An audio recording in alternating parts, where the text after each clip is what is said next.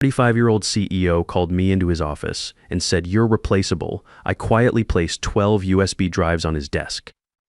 Each one contained the proprietary safety codes that kept our $40 million production line running.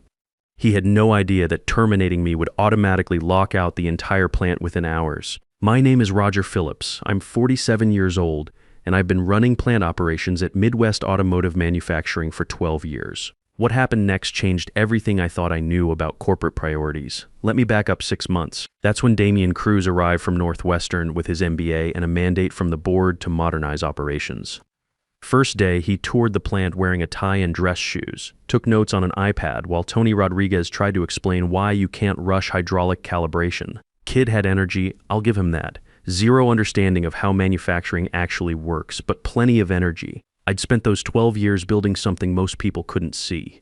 Safety protocols that kept 340 workers going home in one piece every day. Authorization systems that prevented the kind of catastrophic failures that shut down plants permanently. My Navy Seabees training taught me that infrastructure isn't glamorous, but it's everything. 6 years building airstrips and fuel depots in places where mistakes killed people. Same principle applies to manufacturing, just different stakes. The Seabees motto was "Can do meet." You figured out how to build what needed building, even when the manual said impossible. That's how I approached the safety overhaul after the near-miss incident 3 years back. Hydraulic line burst on production line. 7 missed Tony's head by 18 inches, 3,200 psi of pressure that could have cut a man in half. Management wanted a quick fix, some new warning labels, and maybe a safety meeting. I wanted a complete authorization restructuring. Took me 8 months to design the dual code system. Primary authorization from the operations manager, secondary verification from maintenance supervisor, automatic lockout if either position was terminated without proper transfer protocols. Presented it to the board as risk mitigation. They approved it because it sounded official and cost less than their liability insurance deductible. Damian had been making changes since week 1. Budget reallocations that looked efficient on spreadsheets but ignored operational realities. The tool maintenance budget got cut 15% because productivity metrics don't support current spending levels. Try explaining to a $8 million Ford contract why their parts are delayed because we couldn't afford to replace worn cutting bits. I'd seen the signs building for weeks, department meetings where my input got shortened, safety reviews that somehow happened without the safety manager. The way conversations stopped when I entered the break room, after 12 years, you learn to read the pressure gauges before they hit red zone. My ex-wife Linda always said I paid more attention to machines than people. Maybe she was right. After the divorce, it was just me and Marcus, my 16-year-old son. Kid's smart, taking automotive technology at the vocational school. Wants to understand how things work, not just manage them from an office. Last weekend, he helped me rebuild the carburetor on my '78 Camaro, showed him how to set the fuel mixture, how to listen for the engine's rhythm. Same principles I use at the plant, just smaller scale. "Dad, why don't you teach at the VO Tech?" he asked, wiping grease off a wrench. "You know more about this stuff than any of my instructors, maybe someday." Right now, I had 340 families depending on paychecks from a production line that a business school graduate thought he could optimize like a spreadsheet formula. The meeting was scheduled for 3 p.m. on a Thursday. Damian's office overlooked the production floor through floor-to-ceiling windows. I could see Tony adjusting the hydraulic press alignment on line 4, same methodical movements I'd taught him 8 years ago when he was fresh out of community college. The afternoon shift was hitting their stride, Ford contract parts moving through final assembly right on schedule. "Roger, thanks for coming in." Damian barely looked up from his laptop screen. "I'll cut right to the chase. We're restructuring operations. Your position is being eliminated." I'd rehearsed this conversation in my head for weeks. The late nights debugging production glitches that saved thousands in downtime costs. The safety protocols that kept our injury rate 40% below industry average. The supplier relationships I'd built over a decade, vendors who trusted my word over any contract language. But when the moment came, I felt that familiar operational calm. Like when a bearing starts running hot and you know exactly which valve to adjust first. No panic, just procedure, I understand. I reached into my jacket pocket. One by one, I placed the USB drives on his polished desk. They made small metallic sounds heavier than he expected. "What are these?" Damian glanced at them briefly, probably thinking it was some dramatic gesture from a displaced employee trying to salvage his pride. "Primary authorization codes," I said. "Safety lockout protocols for production lines 1 through 12. He leaned back in his leather chair, fingers laced across his stomach. That smirk I'd seen in meetings when he thought someone was wasting his time. Security will escort you out. Clean out your locker and turn in your badge. I nodded. No speech about what those codes actually controlled. If he didn't know, that was already information about how much attention he'd paid to my quarterly safety reports. The thing about manufacturing safety systems is, they're designed by people who understand that human error kills. Every critical operation requires dual authorization, primary codes and secondary verification. I'd spent 3 years developing these protocols after that hydraulic line incident. The kind of near miss that reminds you why we have procedures in the first place. My termination automatically triggered the fail-safe sequence. System lockout pending authorization transfer. Standard procedure when a safety-critical employee leaves the company designed to prevent unauthorized personnel from accessing systems they don't understand. Except nobody had bothered to check who held the transfer authority. The protocols were buried in quarterly safety reports that got filed without being read. Page 47 of a 62-page document that analyzed everything from slip-and-fall incidents to chemical storage compliance. Most executives treated safety reports like tax documents, necessary paperwork that someone else handled. I walked past Tony on my way out. He was checking torque specifications on a bolt assembly, digital gauge reading 185 foot-pounds, right where the specs called for it to be. I didn't say anything, just glanced at the pressure readout on his hydraulic unit. 2,140 psi, steady as a heartbeat.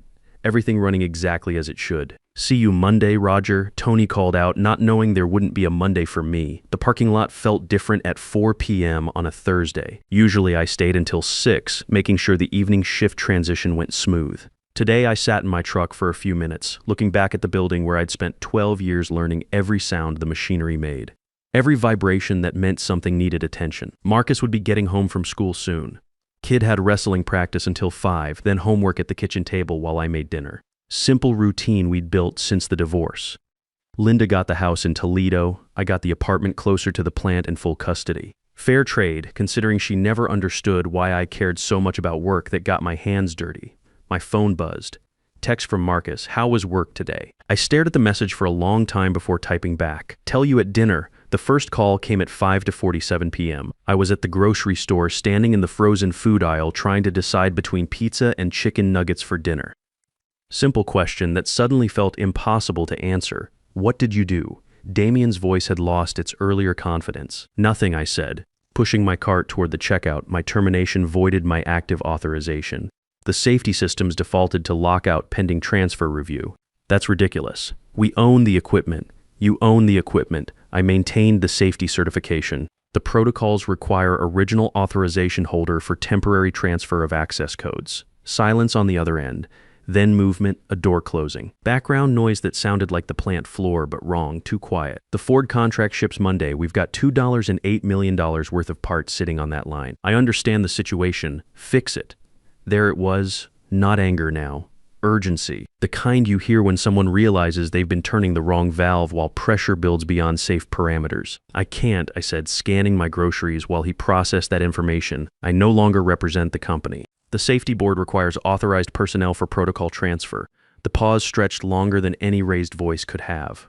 In the background, I could hear voices, stress building like steam in a boiler without a release valve. By the time I got home, Marcus was already at the kitchen table with his textbook spread out. Algebra homework, an automotive technology manual open to a chapter about transmission systems. "Dad, you look weird," he said, not looking up from his calculations. "Long day at work. You always have long days. This is different. Smart kid, too smart sometimes." I started heating up the pizza, thinking about how to explain that his old man might be unemployed by morning, that the college fund we'd been building might need to stretch further than planned. My phone rang again at 6:23 p.m. Patricia Hoffman this time, not Damien. Board chair calling directly meant authority had shifted without announcement. "Roger, I think there's been a misunderstanding about the authorization protocols." Patricia knew manufacturing started in quality control 30 years ago, when women had to work twice as hard for half the recognition. Worked her way up through every department before landing on the board. She understood that efficiency metrics don't mean much when production stops completely. "No misunderstanding," I said, watching Marcus work through a problem about gear ratios. The protocols were documented in quarterly safety reports, designed for operational continuity, not control. Damien wasn't aware of the dependency structure. I reported it every quarter for 3 years. Safety critical personnel transitions require 60-day overlap for proper authorization transfer. She was quiet for a moment. I could hear papers rustling, probably pulling up the reports that had been filed and forgotten. What would be required to restore temporary access? I didn't inflate my value or demand apologies. Just outlined the options with the same methodical approach I used for equipment maintenance. I could return as an independent safety consultant, transfer authorization properly while training a replacement over 60 days, or they could wait for full regulatory review and protocol renegotiation with the state safety board. Estimated timeline, 8 to 12 weeks. "We'll send a proposal," Patricia said. That evening, Damien called again. His voice had changed, lost that sharp edge I'd heard in meetings when he thought someone was slowing down progress. "You could have warned us about this dependency." I thought about the quarterly reports sitting unread in filing cabinets, about safety meetings where cost efficiency took priority over operational understanding, about 12 years of building systems that kept people safe while executives focused on quarterly earnings projections. I said. "Warnings don't work when they come from someone you consider replaceable." He didn't respond immediately. I misjudged the operational dependencies. Not an apology, but closer than I expected from someone who'd spent 6 months acting like experience was just another inefficiency to eliminate. "I'm not interested in proving you wrong," I said. "I'm interested in keeping people safe." That ended the conversation. The consulting agreement arrived via email the next morning while I was making coffee. Marcus had already left for school, backpack loaded with textbooks, and a lunch I'd packed while thinking about how to explain potential changes to our routine. The terms were straightforward: $145 per hour, 40-hour minimum per week, 60-day contract with full authority transfer protocols. No corner office, no restored title, just professional boundaries and a clear end date. I printed the contract and read it twice before signing. Fair compensation for specialized knowledge. No power games, no face-saving gestures. Just recognition that some systems require the person who built them to operate safely. When I walked back through those plant doors Monday morning, the first thing I noticed was the silence. Production lines 1 through 12 stood idle, $40 million worth of precision machinery waiting for authorization codes that only existed on USB drives sitting in a locked drawer in Damien's office. Tony was the first person I saw, standing next to the hydraulic press he'd been calibrating when I left Thursday afternoon. The pressure gauge read 0. "System completely shut down. System's been locked since Friday evening," he said. Relief evident in his voice. "Couldn't access primary adjustment protocols. Tried calling maintenance, but they said it was beyond their authorization level." I plugged in my authorization code and watched the hydraulic system cycle through its startup sequence. Pressure building gradually from 0 to operating level, each stage monitored by sensors that confirmed safe parameters before proceeding. 1,800 psi, 2,100 psi, finally stabilizing at 2,020/40 psi, steady as it should be. "How's Marcus doing in his automotive program?" Tony asked, watching the pressure gauge settle into normal range. "Good kid, wants to understand how things work instead of just managing them from an office. Smart approach. My nephew's in the same program, maybe they'll end up working together someday." The Ford contract parts were still sitting in various stages of completion throughout the plant. 340 workers had spent Friday wondering if their paychecks were secure, if the plant might face permanent shutdown over authorization protocols they'd never heard of. Word spread quietly through the facility as systems came back online. No announcements, no explanations, just the familiar rhythm of machinery returning to life. Damien appeared on the production floor around 10 a.m., wearing steel-toed boots this time instead of dress shoes. He asked questions instead of giving orders, listening when Tony explained why hydraulic calibration couldn't be rushed.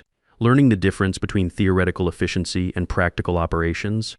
"How long does the full restart sequence take?" Damien asked, watching line 7 cycle through its safety checks. "Depends on how long the system's been down," I said. "Each line has different requirements. This one needs thermal equilibrium before we can run production speeds, about 90 minutes total." He took notes. Not on an iPad this time, but in a pocket notebook with actual pages. What would happen if we tried to rush that process? Best case scenario, we'd get parts that don't meet Ford specifications.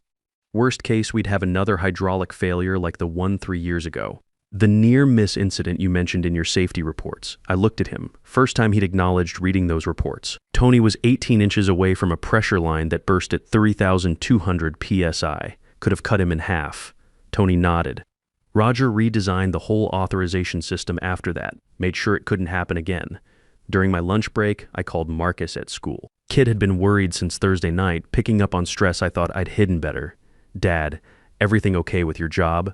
"Better than okay," I said. "Turns out they need me more than they realized. Does that mean we're not moving?" I hadn't realized he'd been concerned about that possibility. The apartment was small, but it was home. Close to his school, walking distance to the plant, familiar neighborhood where the lady next door brought us casseroles when she thought we looked too thin. We're not moving, son. Job secure for the next 60 days and probably beyond that. The real work began that afternoon when Sarah Mitchell arrived for her first day of authorization training. Mechanical engineer with 8 years of experience at a transmission plant in Ohio. Smart enough to ask questions instead of assuming she understood systems she'd never seen before. The authorization codes are just part of it, I explained, pulling up the safety protocol documentation on my computer. Each line has different requirements based on the machinery, the products, and the safety history. Sarah took notes while I walked her through the incident reports, the near-miss analyses, the gradual development of protocols that had prevented accidents for 3 years running. She understood that safety systems weren't just bureaucratic requirements but practical solutions to real problems that could kill people. How do you decide when to upgrade a protocol? She asked, studying the hydraulic line documentation, when the risk assessment changes. New equipment, different products, or when you find a gap in coverage. The key is understanding that every change affects other systems. We spent the next 2 hours going through Line 7's complete safety profile, the hydraulic pressure requirements, the thermal monitoring systems, the emergency shutdown procedures that could stop production instantly if sensors detected dangerous conditions. This is more complex than I expected, Sarah said. Complex systems require complex safety measures, but once you understand the relationships, it becomes logical. Each piece depends on others working correctly. By the end of the first week, Sarah was handling basic authorization transfers under supervision. Competent engineer who listened carefully and asked intelligent questions. The kind of person who would maintain the systems properly after I completed the transition. The Ford contract shipped on schedule Monday of week 3. $2.8 million worth of parts delivered exactly as promised. Every piece met specifications. Every safety protocol followed. No shortcuts taken despite the pressure to make up for lost time. Damien stood on the loading dock watching the trucks pull away, understanding for the first time how many moving parts had to work together to make that delivery possible. Roger, he said, walking over to where I was checking final quality reports, I owe you an explanation. I looked up from the paperwork. You don't owe me anything. You made a business decision based on the information you had. The information I chose to pay attention to, he corrected. I read your safety reports last weekend. All of them. 3 years worth of warnings about authorization dependencies that I treated as paperwork instead of operational requirements. It was the first time I'd heard him take responsibility without deflecting to efficiency metrics or board mandates. During my 60-day transition, I trained Sarah Mitchell in every detail of the safety authorization systems. She absorbed information like a good engineer should, understanding that each protocol existed for specific reasons rooted in real experience. By week 7, she was handling routine authorization transfers independently, following procedures exactly as designed. What happens if the hydraulic pressure drops below 2,200 psi during a production run?